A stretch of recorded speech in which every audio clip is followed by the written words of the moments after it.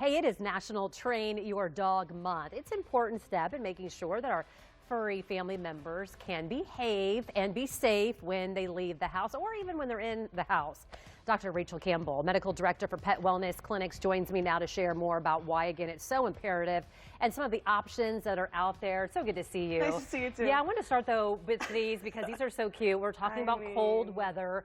Look at these. We want to protect our. It's serious. We need to guess. Look how these are so cute. These are just adorable. But these keep our dogs' feet. Their feet warm and safe. Yeah, from the ice and the salt. Maybe not needed, but so cute. Okay, let's talk about safety though when it comes to our dogs, specifically training them. Why do you think that it's so important? That's the biggest thing, safety, I think, too, but also communicating with your pet. It just really helps build confidence.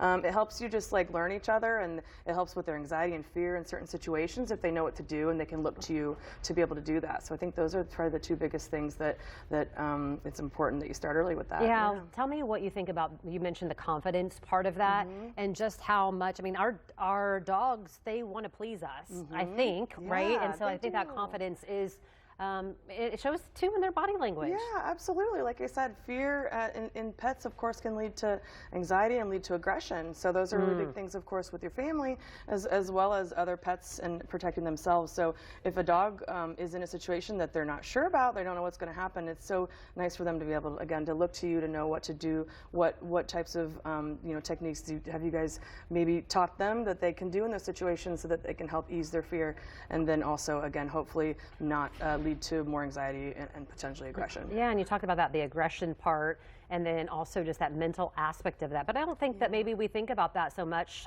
Often we think, oh, look what my dog can do. Look how cute it is. But socially and mentally, can you dig into that just a little bit more about the importance of that? I mean, maybe we wouldn't think about, obviously we can tell when a dog's stressed, but sometimes that's because maybe we haven't taught them how they can behave with us. Yeah, exactly. Well, I think that's one thing that we definitely have to think about with, especially in these cold weather months, you know, you can't always have the opportunity to get them outside, get this exercise. So mental stimulation we talk about is so important for them to be able to have kind of an outlet for some of that pent up energy kind of. So even just basic training and learning how to interact with your dog can be provide that for their mental stimulation. So hopefully they maybe don't, ruin stuff in the house and chew things up and, do things they shouldn't, because again, they can have this like pent up stuff where, especially if they don't have a chance to get the exercise and the physical stimulation that they need, that they have that outlet as well. I know there's group training, private training at home. When you think about those, what do you want people to know? Because I think people at home say, oh, I can't afford it. I don't really know where to start. Where do you tell them? I mean, Google, I mean, look at stuff online, look at the opportunities. They change all the time. Trainers change all the time.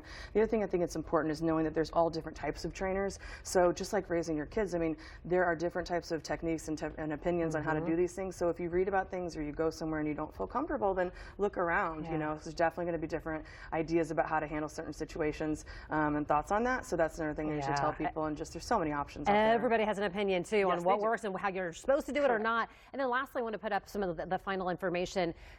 Animals, kind of what are the basics that every dog should kind of be able to do? Just like they listed here, name recognition. Of course, learning their name, that's pretty, you're going to know that right off the bat. But sit, stay, and also leave it or drop it. Those are so important because, again, when you're in a situation where they pick something up that maybe is going to cause harm to them, or you really don't want them to, drop is such a big one, leave it, they got to learn that quickly. And then sit, stay, of course, if they ever were to get loose or in a situation where you need them to be able to listen to you, to your commands so that they don't hurt themselves or run away. Well, maybe we'll have you come back, because I think my dog has now maybe getting dementia. She used to come to us, and now if you say come, she goes to somebody else. I don't know what's happening there, but for more, something's going on. For more details on Pet Wellness Clinics, head to fox59.com/links. We're like, come here, and then she'll always go to the other person. Amber. Sounds like my dog, but he just doesn't listen to me. He had training too and everything. Right? He's just a stinker.